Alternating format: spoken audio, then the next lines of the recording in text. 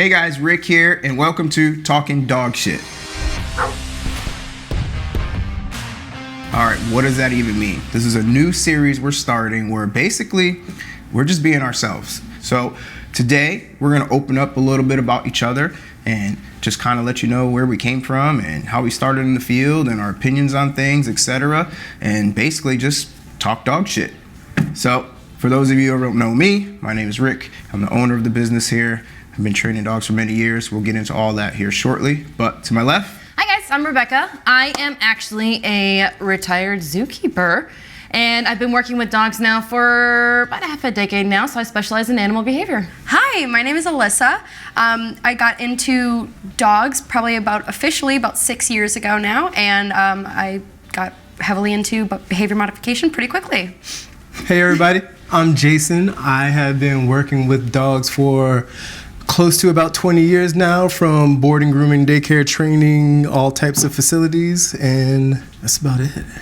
That's about it. So we'll get into a lot more detail about ourselves here shortly. But for our first session here, recently there was a training company that had a very controversial video that was posted online about some corrections that were made on a dog.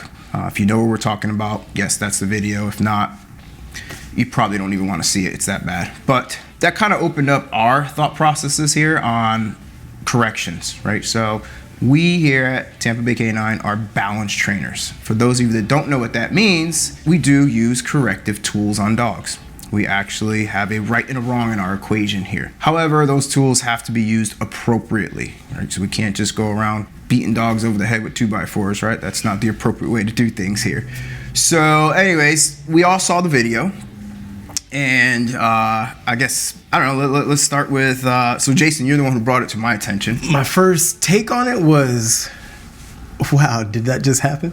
That was my first take on it. And then after that, my mind went to this person's career should be over at this point in time, because what was shown in the video was just very unacceptable in the dog training field. So definitely wasn't a good look, definitely wasn't something that we want people to associate with dog training. So it was just a negative thing for, I mean, really all of us. I feel like as a field, as a whole, that, you know, we don't want people to have that mindset when they think about dog training, is that something like that can happen to their dog when they drop it off. So yeah, absolutely. I mean, when I first saw the video as well, like my instant reaction was exactly the same. Like, how is this even happening? But then I went into my like dog trainer side, and I'm like, okay, there's times in the dog training field where there's higher levels of correction, right? We could say that, right? So, and was that behavior that the dog was exhibiting appropriate for that level of correction? And the answer is no, by any means, right? Tools have evolved, training has evolved, just like everything else in the world. One of the common references I make to dog owners when they come in for lessons or even the evals, etc., and they're on the fence about using training tools, and they're on the fence about etc., and I go, the best way to show it some evolution that everyone can do and everyone has and etc. is the phone in your pocket, right? Like, let's think about the phone we had 10 years ago. It did all the same things, right? It answered calls, maybe it sent text messages, etc. Will we still use that phone? No, right? Like, that phone's garbage at this point, right? Compared to what we have now. But it did the same thing. So the same thing has happened with training tools, that they've evolved over the years and training techniques, etc. So that really brought me back to my days of, I started my training career in working dogs. For guys that don't know what that means, it means like police, military dogs, the biting dogs, all that cool stuff, right? And it's a different world than the pet world, you know, the everyday Fido, sit down, stay, you know, fluffy, happy go dogs. And some of the methods and etc. are slightly different in the working dog world, because we are dealing with dogs that are, you know, potentially could be dangerous if not trained appropriately. But that being said, anyways, it brought me back to my working dog days, and I'm like, man, you know, 10, 12 years ago, the methods that we did, some of them may even be borderline considered rough nowadays, right? Because we didn't know.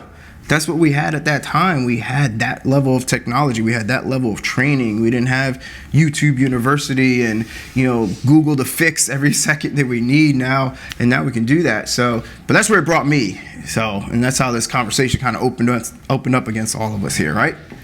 Yeah, I feel like us as dog trainers, we already have like more difficult of it as a time just trying to explain to people that come in for the consultations every day corrective tools and how they're used, because they're just so stuck in the past and they don't understand. And it sucks when videos like this pop up and come out of nowhere, because it doesn't help our case. It just makes it worse. The other really interesting thing about tools is technology has evolved, so our tools nowadays are much more efficient, but training tools back then were much more invasive and less researched than they are now, which I think is just a really crazy switch back and forth. Yeah, I mean, I'm sure plenty of y'all can relate to this, but I grew up in an era where, man, if you threw that temper tantrum and you got that look on the way out the door, woo! I'm gonna try to get in that car. Oh man, I mean, it was safer to run away at that point, man. I mean, oh gosh, I mean, fend for yourself. Oh, woo! Yeah, I mean, and I'm not saying going around beating your kids and beating your dogs, of course, but it's just like it's so frowned upon now, and we're here. I'm still alive, and I grew up in that same era where it's like I said, boy, I still know that look to this day. And if my mama gave me that look right now, I'm like, oh, damn it. I'm still going to get my butt whipped now. So, I mean, yeah, you're absolutely right. But well, I also think another thing nowadays that is very different from the past is people are much more concerned with the look of things now and the logistics of things. Like, people do a lot more research into everyday things instead of, I just got to get this done so I can move on to the next thing.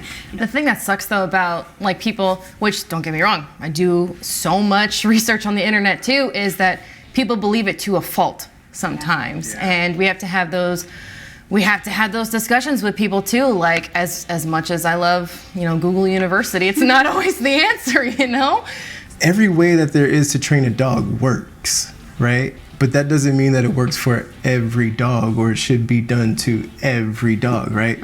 Because we can't say that these dogs back then weren't trained. Like, if anything, dogs became more and more popular, and we became more and more restricted on what we did with our dog, and we had more feelings about it. Dogs came from outside, from sleeping in dog houses to sleeping in our beds regularly, right? Now the dogs are different. Our training methods are different. The dogs are different. A lot more people are having a whole lot of a harder time now today than I feel like they used to have back in the day. So if everything else evolved, again, why shouldn't the training evolve? Right? And again, to touch on your point there, Jason, it's like saying all the methods work. It just may not be appropriate for every dog. Right. That goes for humans as well, right? Like, we all have different learning processes. What works for me may not work for you, and vice versa. And that's actually one of the things that brings us together, is like, we are totally different. We add different things to the pot, of course, and it adds a lot of controversy sometimes. Because you know why? Like, because everybody has different experiences, right? Yeah. So it's like, wherever you learn to train at, guess what? The dogs were trained there. So you leave the first place that you learned, like, I know how to train dogs because they showed me how to train dogs.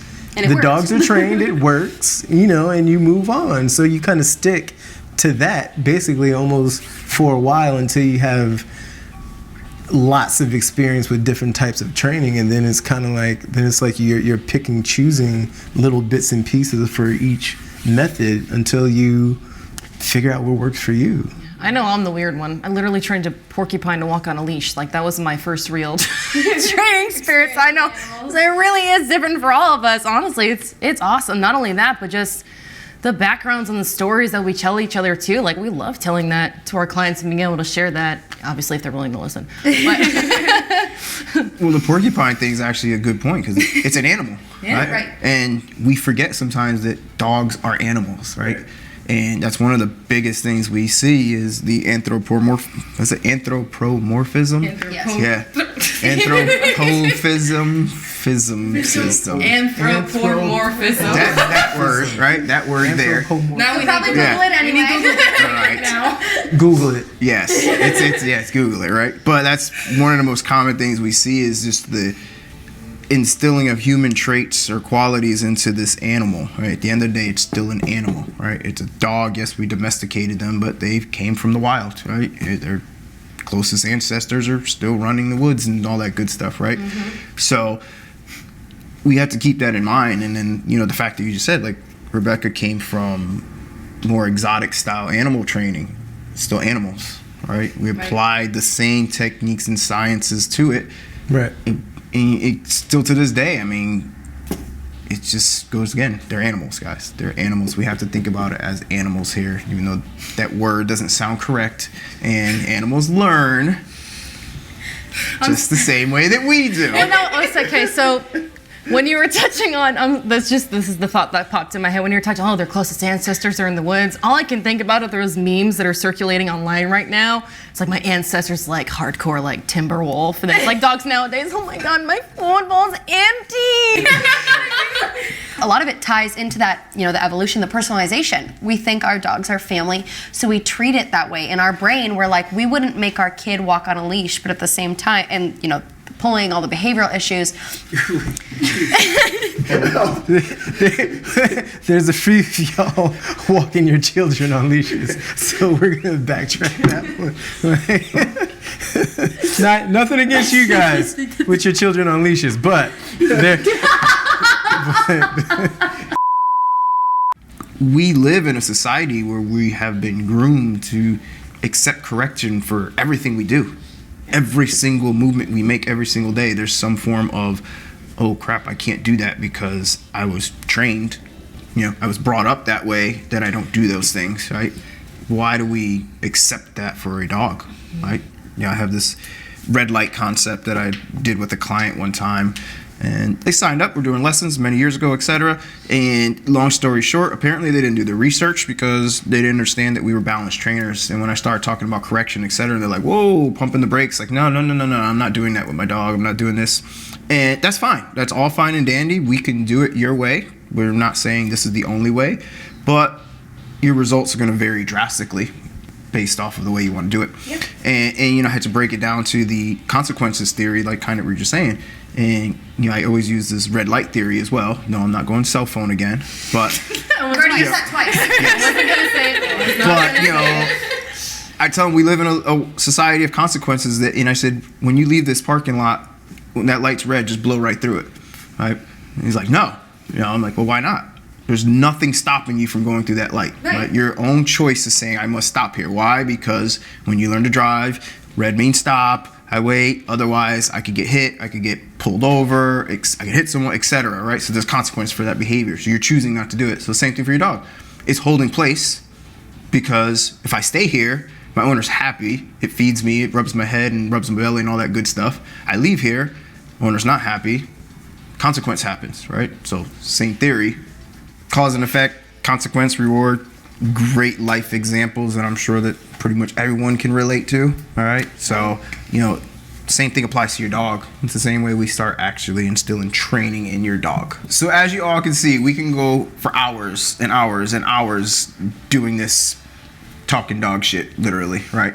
But, you know, the whole point of today was, and hopefully it made sense to you, we're kind of all over the place a little bit, but it's about correcting your dog and balance training and all of the above. So anything else anybody want to add quickly? Because I'm sure these people are getting bored by now. We want them to come back and watch again. People. Oh boy. It gets more fun. It only gets more fun. Stop your dog from doing the behaviors you don't want it to do. Just like you would stop your child or anybody else in your life from doing something you don't want them to do.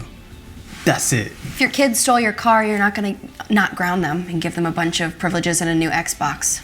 I mean, or the look. The look. So, yeah, I mean, just call us. We'll teach you how to stop the behavior. See, that was it. Stop the behavior, we'll stop the behavior for you. That's right. That's Very right. broad spectrum. Yeah. So we're going to continue the series and a lot of hope fun. to see you guys next time on Talking dog shit. We can do. Hey, wait, no. Wait, we can do better than that. I Okay. know. All right, ready? Where's your point? What's your point? We hope to see you guys next time on Talking dog shit. Yeah, you got it that time.